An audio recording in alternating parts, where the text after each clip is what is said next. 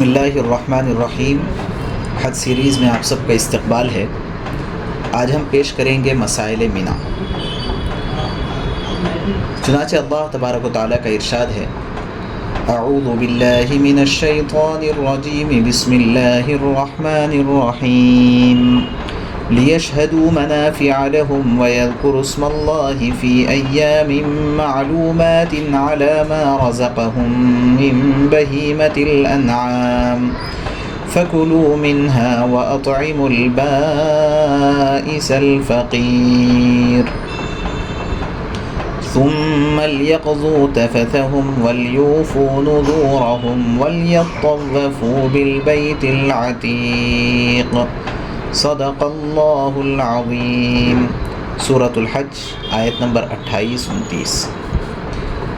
ترجمہ: تاکہ حجاج اکرام اپنے منافع اور فوائد کی جگہ پہنچ کر مخصوص اور متعین ایام میں اللہ کے نام کا ذکر کریں۔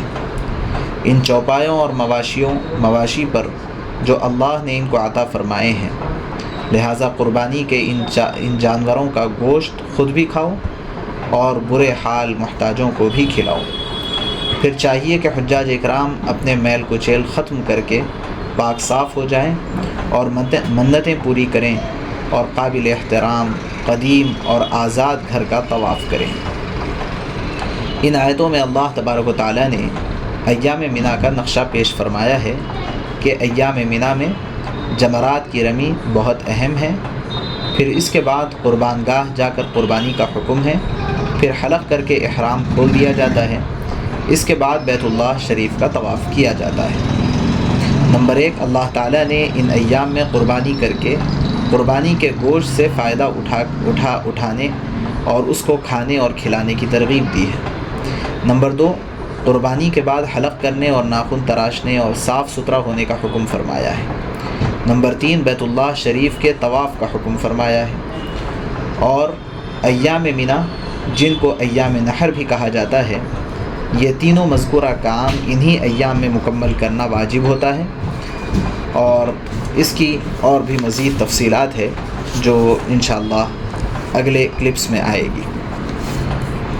ایک اور جگہ اللہ فرماتے ہیں، وَاذْكُرُوا اللَّهَ فِي أَيَّامٍ مَّعْدُودَاتٍ فَمَن تَعَجَّلَ فِي يَوْمَيْنِ فَلَا إِثْمَ عَلَيْهِ وَمَن تَأَخَّرَ فَلَا إِثْمَ عَلَيْهِ لِمَنِ اتَّقَىٰ وَاتَّقُوا اللَّهَ وَاعْلَمُوا أَنَّكُمْ إِلَيْهِ تُحْشَرُونَ۔ صدق اللہ العظیم۔ سورہ بقرہ آیت نمبر 203۔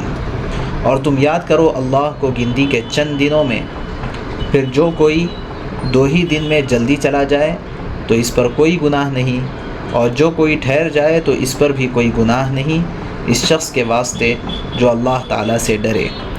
اور ڈرتے رہو اللہ سے، اور جان لو کہ تم سب اسی کے پاس جا کر اکٹھے ہونے والے ہیں۔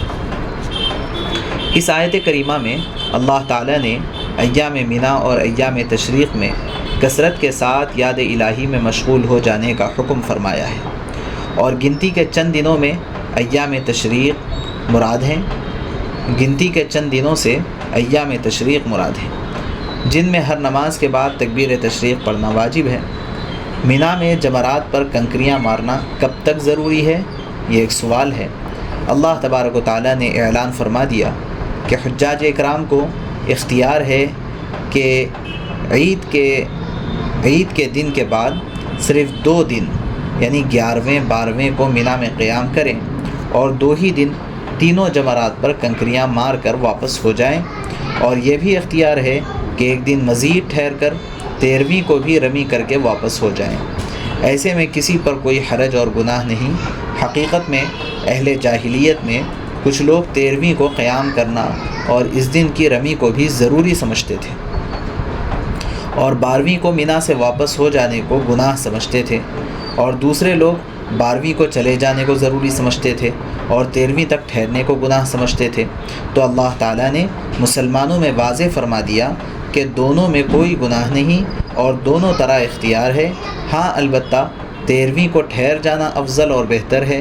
اب مذکورہ آیت کریمہ سے 5 باتیں معلوم ہوئی۔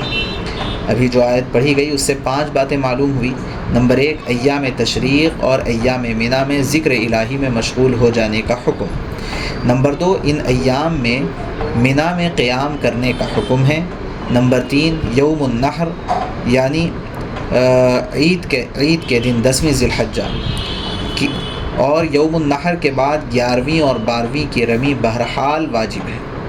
نمبر 4، 13ویں کو ٹھہر جانا افضل اور اولیٰ ہے۔ نمبر 5، خوف خدا اختیار کرنا لازم اور ضروری ہے۔